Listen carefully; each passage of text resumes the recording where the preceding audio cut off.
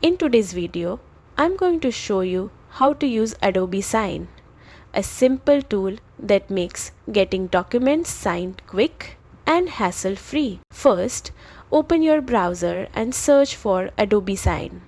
Click the official link and log into your account. If you're new, you can create one in just a few steps. Once inside your dashboard, upload the document you want signed. Adobe Sign supports PDFs, Word files, and more. Next, enter the email addresses of the people who need to sign. Now, add the form fields, signature boxes, initials, or dates using the drag and drop interface. Place them exactly where needed and set them as required fields so signers know what to fill in. When you're ready, click Send.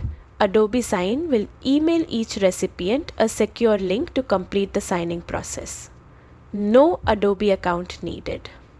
And that's it. You've successfully sent a document for e-signature in just a few clicks.